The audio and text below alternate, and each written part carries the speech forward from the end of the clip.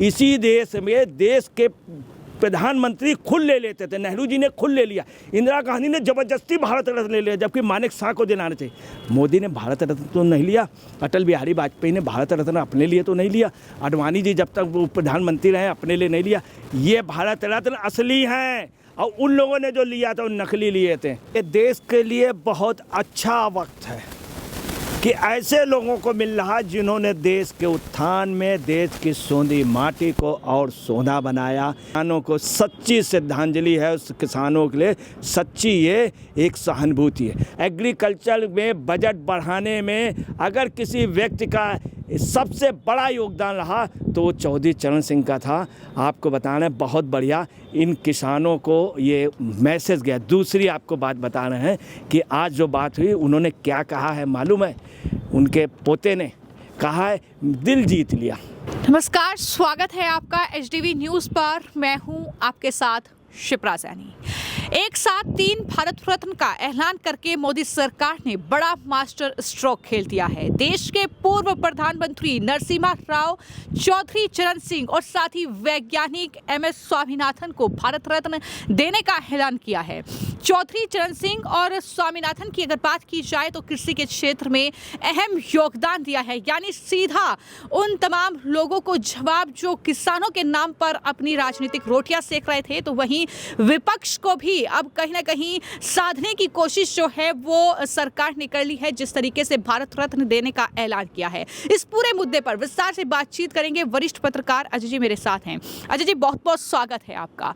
3 भारत रत्न एक साथ, और कितना बड़ा कदम आप इसे मान रहे हैं, क्योंकि ना सिर्फ चौधरी चरण सिंह बल्कि स्वामीनाथन और साथ ही इसके अलावा जो पूर्व PM रहे हैं नरसिम्हा राव।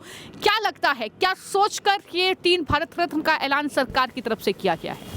देखिए, ये देश के लिए बहुत अच्छा वक्त है कि ऐसे लोगों को मिल रहा जिन्होंने देश के उत्थान में देश की सोंधी माटी को और सोना बनाया, देश की ज़मीन को सोना बनाया। ऐसे लोगों को दिया जा रहा जो वास्तव में हकदार थे। आपको बहुत ताजुब की बात बता दें, जिन लोगों को दिया गया इनके लिए बहुत दिनों से डिमांड की जा रही थी, बहुत दिनों से। इन लोगों ने सोचा नहीं, इसके पहले कई सरकारें रहीं, उन लोगों ने नहीं होने दिया।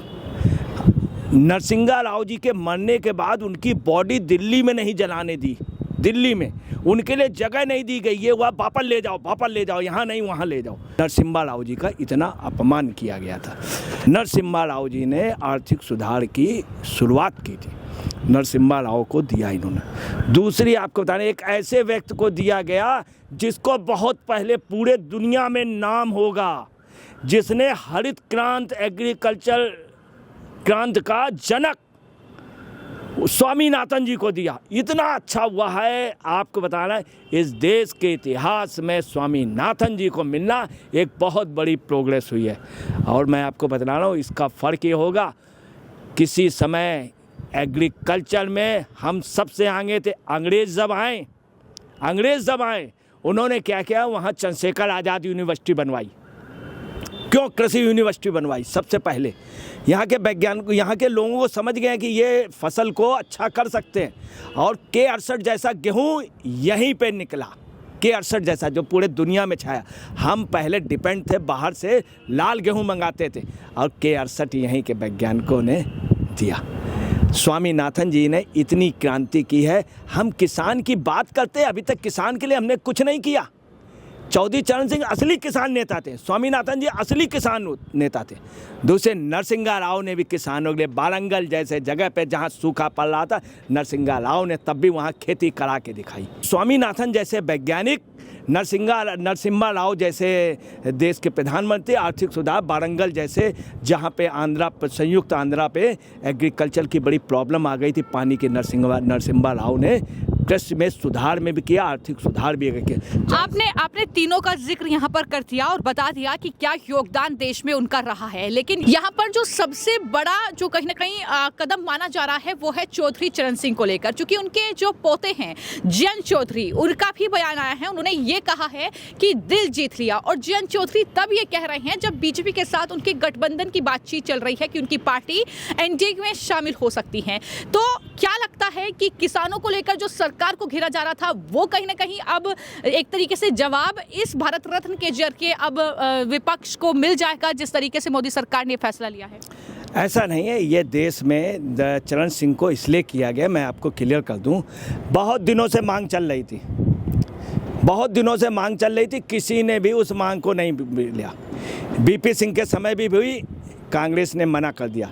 जिस समय चंद्रशेखर प्रधानमंत्री थे उस समय भारत रत्न देने की बात हुई, चंद्रशेखर देना चाहते थे परंतु कांग्रेस ने मना कर दिया। यही राजीव गांधी ने मना किया था कि कतई नहीं। मेरी माँ का उन्होंने विरोध किया है, इमरजेंसी का विरोध किया था, प्रेस सेंसरशिप का विरोध किया था चौधरी चरण से, इसलिए उनको ना दिया जाए।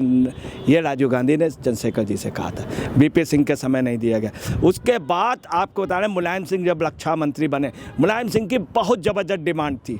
मुलायम सिंह ने कांग्रेस हुकूमत से कहा, कांग्रेस की सरकार थी, मुलायम सिंह जी थे।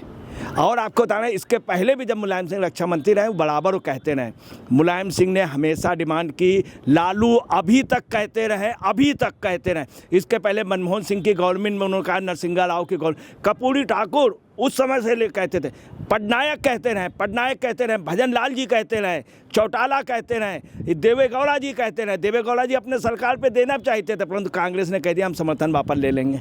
गुजराल जी देना चाहते थे मगर नहीं देने दिया कांग्रेस ने, आज उनको दिया गया है। आपको बता रहे हैं, किसानों को सच्ची श्रद्धांजलि है, उस किसानों के लिए सच्ची ये एक सहानुभूति है। दूसरी, चरण सिंह ने क्या किया आपको बता रहे हैं, कृषि पे जितना सुधार चरण सिंह ने किया, कांग्रेस से सिर्फ यूपी से उनका इस बात पे विरोध हुआ था, वो ये कह रहे थे, सुन लीजिए, वो कह रहे थे बजट में किसानों के लिए, अगर बजट में किसानों का पैसा बढ़ा है या बजट में एग्रीकल्चर में ज़्यादा कोटा दिया गया, उसकी वजह सिर्फ चरण सिंह ने यूपी गवर्नमेंट में यही कहा था सीबी गुप्ता जी से कि इस पर ये उनकी बात हुई बाकायदे इंदिरा जी से। जब इंदिरा जी ने नहीं मानी तो बोले ऐसे उस पर मैं कांग्रेस छोड़ सकता हूँ मगर मैं किसानों को नहीं छोड़ दिया। और चरण सिंह ने कांग्रेस छोड़ दी, यूपी के बेहतर चीफ मिनिस्टर बने यूपी के।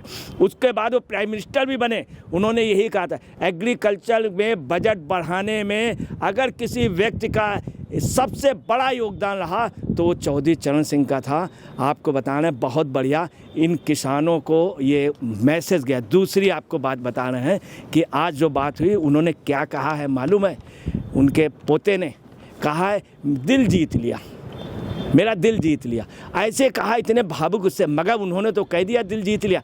वहीं पे डिम्पल के दिल पे क्या बीत रही होगी, अखिलेश के दिल पे क्या बीत रही होगी, और प्रोफेसर साहब के तो मुंह से निकल ही गया कि आना जाना लगा रहता, पाला बदलने से कोई फ़र्क थोड़ी नहीं होता। अखिलेश ने भी आज बड़ाई की कि अच्छा हुआ है।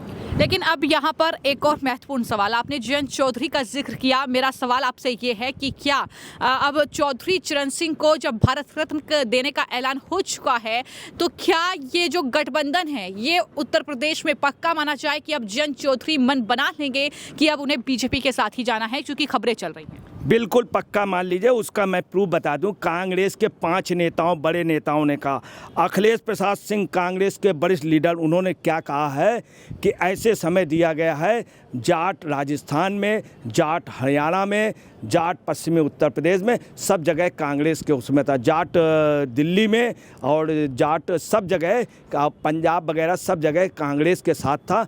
अब जाट जो है ये कांग्रेस से हट जाएगा, ये अखिलेश प्रताप उनके 5 लीडरों। दूसरी आपको बता देना है, जाट क्या कह रहे हैं, उधर अखिलेश ने कह दिया दिल जीत लिया, हर जाट आज दिल्ली में, राजस्थान में, हरियाणा, दिल जीत लिया, दिल जीत लिया, दिल जीत लिया। सब लोग समझ नहीं पा रहे क्या दिल जीत लिया, तो जाटों पे मैसेज गया। दूसरी आपको बता स्वामीनाथन को और नरसिम्हा राव जी के लड़के ने कहा है, आज पोते ने बड़े उद्वासे होकर, देखिए कितनी बड़ी बात है, हम लोग कहते रहे सोचा नहीं गया था और उनको भारत रत्न दे दिया। आपको बताना है इसी देश में देश के प्रधानमंत्री खुद ले लेते थे, नेहरू जी ने खुद ले लिया, इंदिरा गांधी ने जबरदस्ती भारत रत्न ले लिया, जबकि मानेक शाह को दिलाना चाहिए। मोदी ने भारत रत्न तो नहीं लिया, अटल बिहारी वाजपेयी ने भारत रत्न अपने लिए तो नहीं लिया, आडवाणी जी जब तक वो प्रधानमंत्री रहे अपने लिए नहीं लिया। ये भारत रत्न असली हैं और उन लोगों ने जो लिया था वो नकली लिए थे। तो कुल मिला के भारत रत्न बहुत बढ़िया कर्पूरी ठाकुर को दिया गया था, आडवाणी, बहुत ही अच्छा, ये बधाई के पात्र हैं और ये गैर राजनीतिक हैं, मगर ये राजनीतिक नहीं है, देश की आत्मा को देश की आत्मा को आपको बताना है, जैसे भागीरथ के समय गंगा जल लाया गया था, ये गंगा जल दिया गया है। तो जिस तरीके से प्रधानमंत्री नरेंद्र मोदी ने ये जानकारी सोशल मीडिया के जरिए दी कि 3 भारत रत्न का ऐलान किया गया और ऐसे नामों का ऐलान किया गया जिसका अंदाजा नहीं किसी को था, तो जाहिर तौर पर ये बहुत बड़ा कदम सरकार की ओर से माना जा रहा है। और जैसा कि आपने वरिष्ठ पत्रकार अजय जी को भी सुना, उनका ये साफ तौर पर कहना है कि ये जो कहीं ना कहीं कदम है ये गैर राजनीतिक है, जिस तरीके से 3 भारत रत्न का ऐलान किया गया है। फिलहाल आपकी इस पूरे मामले को लेकर क्या राय है, हमें कॉमेंट बॉक्स में जरूर लिखें। धन्यवाद।